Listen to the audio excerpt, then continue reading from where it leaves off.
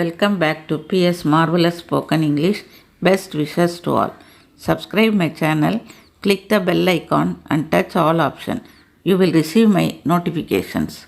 Watch this video till the end. Kinds of pronouns will be helpful for Olympiads, competitive exams and for all standards. So follow it.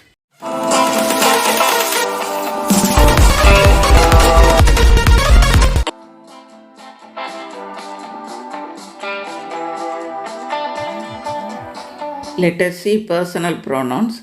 Personal pronouns replace the nouns. பெயர்ச்சொல்லுக்கு பதிலாக பயன்படுத்தப்படும் பிரதிபெயர்ச்சொல் pronouns எனப்படும். Naveen he, Sheila she. Personal pronouns includes subject pronouns, object pronouns. Subject pronouns are I, we, you, they, he, she, it. Object pronouns are me, us, you, them, him, her, its. So, for subject I, the object is me. For subject we pronoun, the object pronoun is us, you, you, they, them, he, him, she, her, it, its. Let us see the usage of subject pronoun and object pronoun in sentences. I am fine. I is the subject pronoun. Jane is ill. She will be getting better soon. She is the subject pronoun for Jane. I like Rajesh, but he does not like me. He is the subject pronoun for Rajesh.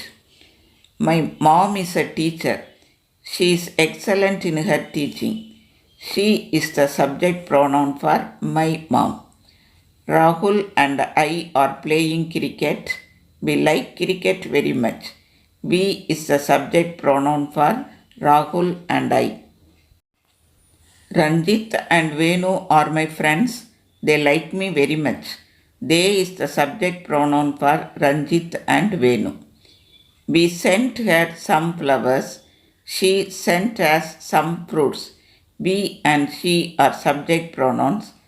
Her and us are object pronouns. Tamil meaning I, நான், we, நாங்கள், you, நீ, நீங்கள். இரண்டு மீனிங்கும் வரும். they அவர்கள், he அவன், she அவள், it இது.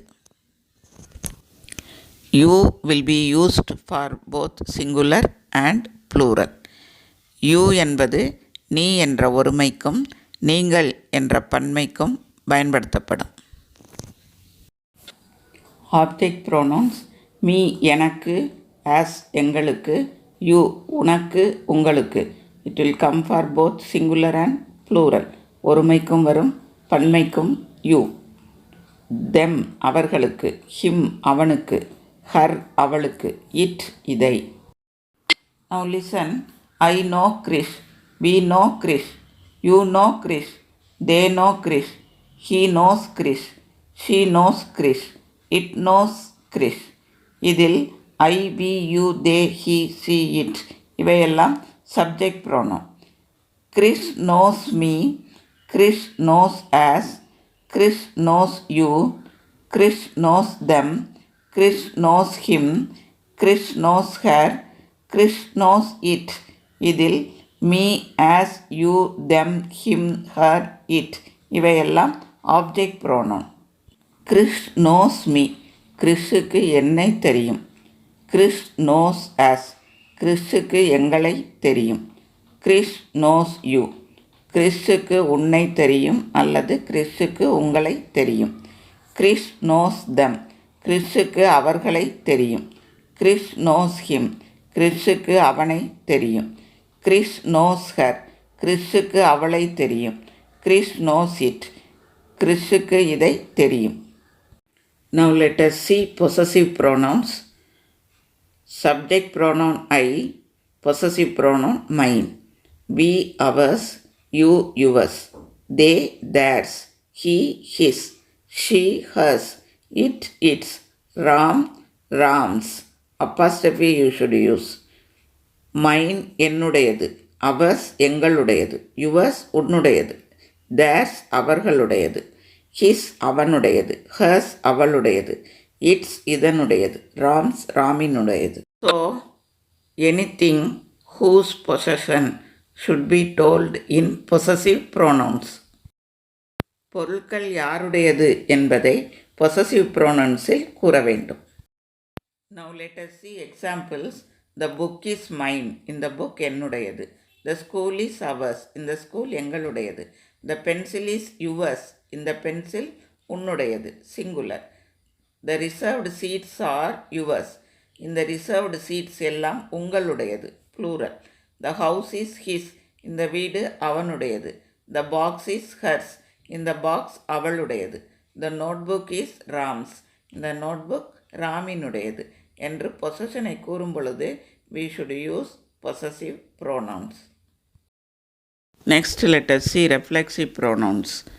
Myself நானாகவே, ourselves நாங்களாகவே, yourself singular நீயாகவே, yourselves plural நீங்களாகவே, themselves அவர்களாகவே, himself அவனாகவே, herself அவளாகவே, itself இதுவாகவே. Now let us see reflexive pronouns for each subject pronoun. Myself for I, ourselves for we, yourself for singular you, yourselves for plural you, themselves for they, himself for he, herself for she, itself for it. Examples. Sometimes I talk to myself. சில நேரங்களில் நான் நானாகவே பேசுவேன். We enjoyed ourselves. நாங்கள் நாங்களாகவே enjoy பண்ணினோம். Please do yourself. நீயாக செய். Please do yourselves. நீங்களாக செய்யுங்கள். They enjoyed themselves. அவர்கள் அவர்களுக்குள்ளேயே அவர்களாகவே என்ஜாய் பண்ணினார்கள். He cut himself with a knife. அவன் கத்தியால் அவனாகவே கட் பண்ணி கொண்டான். She was by herself. அவள் அவளாகவே இருந்தாள். The dog is playing itself. அந்த டாக் அதுவாகவே விளையாடி கொண்டு இருக்கிறது. These are the examples for reflexive pronoun. I, myself, we, ourselves, you, singular, yourself, you, plural, yourselves, they, themselves, he, himself, she, herself, the dog, itself. Next, emphatic pronouns. When the personal pronoun lays stress on the subject responsible for an activity, that is called emphatic pronoun. யார் செய்தது, இவர்கள்தான் செய்தார்கள் என்று stress கொடுத்து சொல்லும் பொழுது நாம் emphatic pronouns பயன்படுத்த வேண்டும். எம்ஃபட்டிக் ப்ரோனவுன்ஸும் ரெஃப்ளெக்சிவ் ப்ரோனவுன் மாதிரி தான், ஆனால் அதை சப்ஜெக்டுக்கு உடனடியாக அடுத்ததாக நாம் பயன்படுத்த வேண்டும். Now listen. I drew the picture myself. That is reflexive pronoun. I myself drew the picture. That is emphatic pronoun. So emphatic pronoun should be followed by subject pronoun. So சப்ஜெக்டுக்கு உடனடியாக emphatic pronoun வர வேண்டும். So reflexive pronoun-ஐ சப்ஜெக்டுக்கு அடுத்ததாக பயன்படுத்தினால் அது emphatic ப்ரோனவுனாக மாறிவிடும்.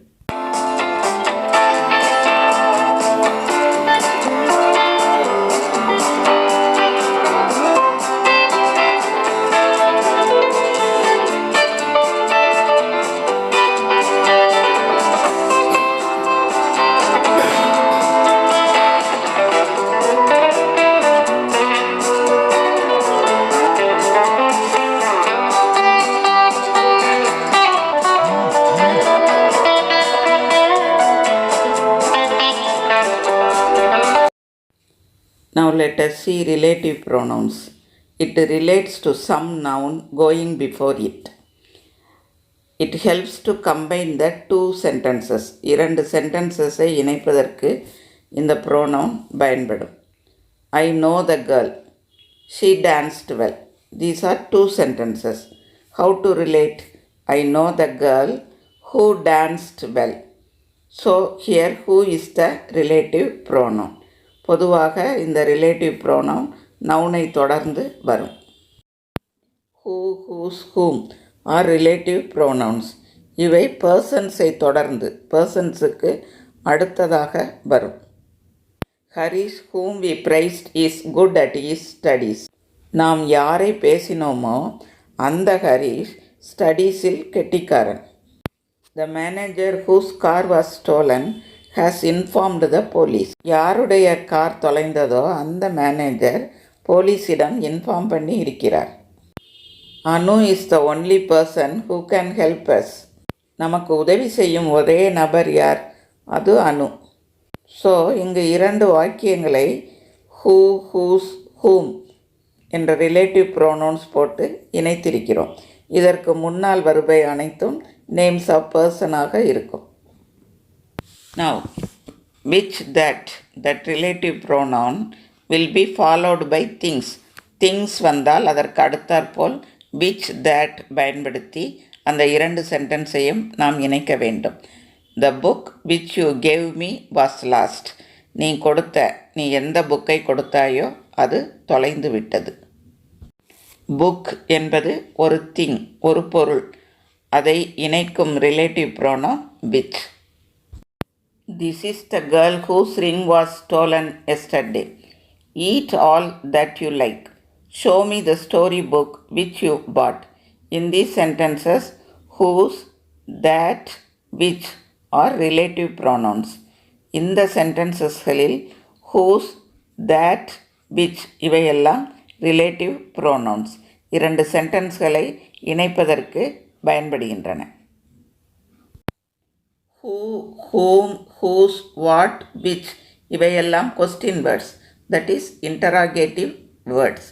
இவற்றை தொடர்ந்து verb வந்தால் இதே who, whom, whose, what, which interrogative ப்ரோனவுனாக மாறிவிடும்.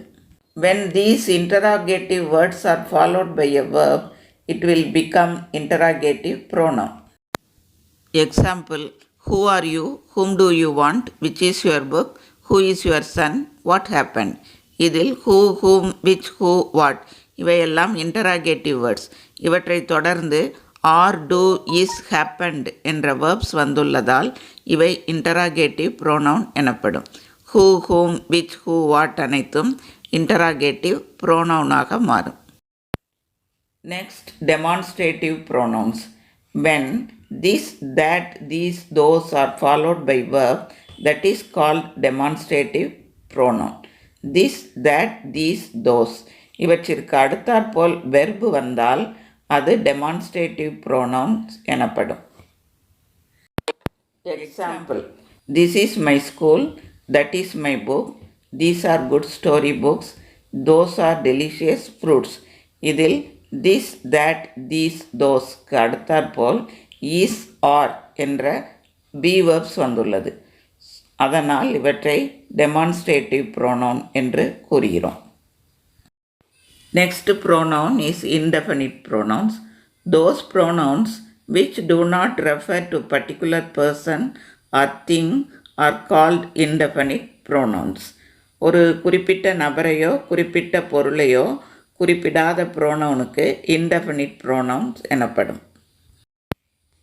none, some, anyone, anybody, all, few, everyone, one, everybody are called indefinite pronouns.